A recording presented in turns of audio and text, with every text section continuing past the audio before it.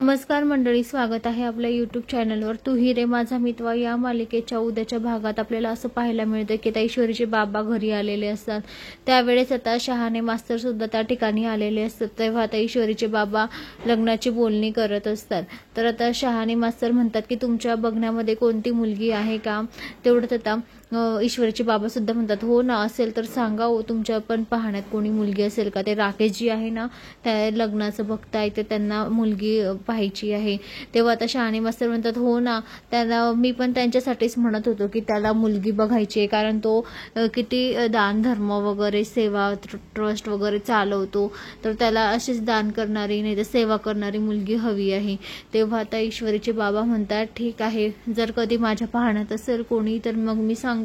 तर आता हे शहाणे मास्तरांना आता राकेशने पाठवलेलं असतं, कारण राकेशचा हा प्लॅन असतो की ईश्वरीच्या बाबांकडून गोड बोलून आता त्यांचीच मुलगी आपण म्हणजे मला तिच्यासोबत लग्न करायचं आहे, म्हणून आपल्याला हा प्लॅन करायचा आहे असं म्हणून तो सगळं त्या मोबाईलमध्ये बघत असतो, सीसीटीव्ही फुटेजमध्ये.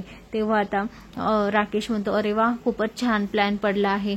मास्तरांनी तर खूपच मस्त प्लॅन घडवून आणलेला आहे. आता मिस इंदोर जिलेबी आता फक्त माझीच आहे, बाकी कोणाचीच नाही.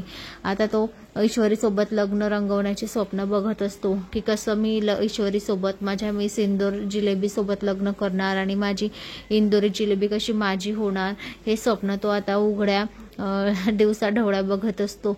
तर मंडळी, आता ईश्वरीचे बाबा राकेश सोबत ईश्वरीचं लग्न लावून देतील का? तर शहाणे मास्तर म्हणतात की आता चला मग मी येतो, सुचवा लवकरात लवकर आणि मला कळवा. तेव्हा आता ईश्वरीचे बाबा म्हणतात हो नक्की कळवतो, लवकरात लवकर कळवतो. आता दुसरीकडे ईश्वरीच्या दुकानामध्ये 2 गुंड आलेले असतात. त्या ठिकाणी आता अर्णव सुद्धा येतो. तर अर्णव आता त्या गुंडांकडे रागानेच बघत असतो, तो खूप चिडलेला असतो. तेव्हा आता ते नमूला सांगत असते की हे बघ नमू, आता आपल्याला इथे फायटिंग पाहायला मिळणार आहे. अर्णव सर, बरं झालं तुम्ही आलात बरं का, कारण हे बघा ना, हे 2 गुंड ऐकतच नाहीये. दोघेही गुंड आता अर्णवकडे एकसारखे बघतच असतात. तर आता ईश्वरीला परत अर्णवची मदत होणार असते, कारण अर्णवच वाचवू शकणार असतो ईश्वरीला त्या दोघी गुंडांपासून. गुंड आता अर्णवकडे बघत असतात. तेव्हा आता अर्णव सुद्धा त्यांच्याकडे टफ लुकने बघत असतो. तर आता ईश्वरी म्हणते अर्णव सर, म्हणजे तिने पूर्ण भरोसा दाखवलेला असतो अर्णवकडे की अर्णव आता मला कोणत्याही संकटातून आता मला यांच्यापासून वाचवेल. तर मंडळी, अशाच मालिकेच्या नवनवीन अपडेटसाठी चॅनलला लाईक आणि सबस्क्राईब करा, शेअर करायला विसरू नका. धन्यवाद.